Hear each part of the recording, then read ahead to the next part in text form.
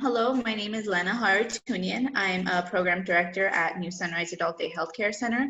I'm also a board member with California Association of Adult Day Services, and I'm here to give information about the proposed elimination of adult day health services and community-based adult services.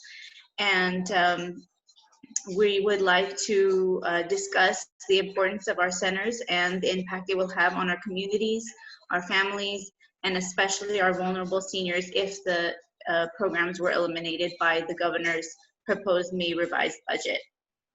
What actually led to this proposal? Do you think it's because they considered this an optional and not an essential program, or something else? Like, what led to the decision that this may be eliminated? It's not that they considered it an optional. In the Medi-Cal manual, in the Medi-Cal benefits, it is considered an optional benefit, whether or not we agree that it is. So therefore, due to COVID, I believe, a lot of this comes back to what is going on with COVID-19 and congregate services for, especially with vulnerable seniors, because they are the vulnerable population. I believe that they think eliminating congregate services is going to be in their best interest. Now, what they're thinking of doing is, if they eliminate, what they see it as is they will eliminate congregate services in adult day healthcare centers, and the options would be skilled nursing facilities or other residential institutionalized care. But what we are also hearing is that almost half the deaths due to COVID-19 are from skilled nursing facilities. So what they're doing is taking the funding from our centers, from the elimination of our centers, and they're going to place them in the skilled nursing facilities. Not all of it, of course, but that is the intentions. What needs to be done at this point? Maybe the administrators of the other daycares and facilities like this, what can they do to raise their voice and make sure that the government is aware of the necessity of keeping those centers and those programs? Right, so there is about 260 adult day healthcare centers in all of California, and we are in about 27 counties in California. Not all of them are members of the California Association of Adult Day Services, and the handful of there's about 100 centers that are members of the California Association of Adult Day Services, and we are right now fighting tooth and nail, participating in every assembly hearing, Senate hearing, calling in. I mean, we are on these calls 5-6 hours from start to finish, making sure that we get into when they open it up to the public so we can make comments and advocate for our centers.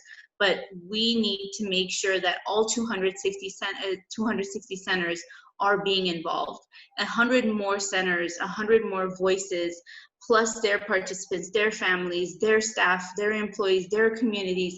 If everybody is calling in and fighting for our centers, telling their stories, their testimonials, the family members, how important this respite form of care is for themselves, that's what we need. Right now, relying on just a handful of us to do all of the fight is not gonna help.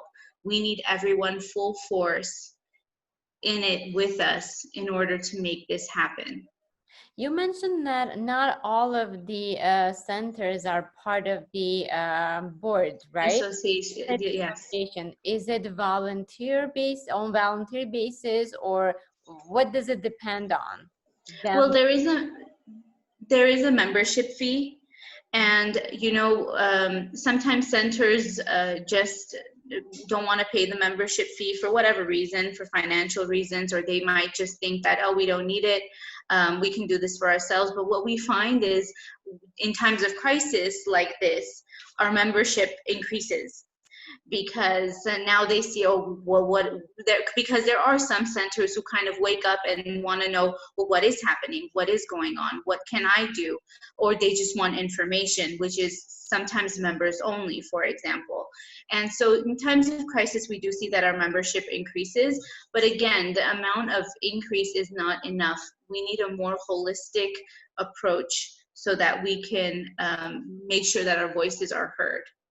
At this point, I feel like not only the administrators of daycares or centers like this have to be involved, but also the family members of the vulnerable adults, as we have mentioned, because in case the programs get closed, they're going to be affected themselves as well. Directly, in fact, they're going to be affected because Absolutely. home, they have to take care of their parents. So we need to encourage those people to just not stand by and get involved and call the assembly, call the Senate, make sure that they can clearly portray and explain the necessity of keeping those programs. So can you please maybe, I don't know, explain how can they get involved, what else they can do to make sure that they can get involved and they can be part of this fight. I'll say fight, because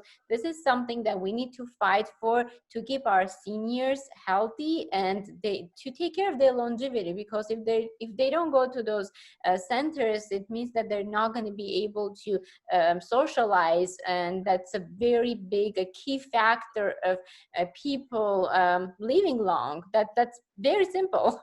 Very. Absolutely. And so the California Association of Adult Day Services, CADS for short, what we've been doing is putting together infographics, flyers, testimonial videos, other advocacy posters, hashtags. We've been writing templates and sending them to centers, and hoping that they're sharing that with their participants and their families, so that everyone can be sending letters, calls to their state assembly members and their state senators to make sure that their voices are heard. Because of course centers can call all we want, right? There's always this lingering thought that, well, of course you don't want your center to be closed. But if you have a family member calling, if you have a participant of that center calling, that's where it hits home. Because now you have real life people who are receiving the service, advocating to keep that service, and explaining why that service being eliminated would negatively affect them. So what we are doing, and this is why it's important to get all centers involved as much as possible, because the handful of centers who are members that are doing this is just not enough. Because even the handful of centers who are members, some are doing it, some are just around for information, but it needs to be, everyone needs to be hands-on, advocating to their own families, to have them call their state assembly members and their state senators and tell them their story. Because like you said, if our programs are eliminated, there is no other alternative. Family members would have to pay out of, actually we have at our center, there is a family member that I was speaking with, and she mentioned that she had to pay out of pocket for a caregiver to stay with her dad who has Alzheimer's, because she needs to continue working. And I asked her flat out, did you have to get the caregiver because we are not having in-center services at the moment? And she said, well, yeah, while there was, and he would come to the center 5 days a week, Monday through Friday, from 9 to 2 o'clock, he was in our care. By the time he would go home, a family member would be home to greet him.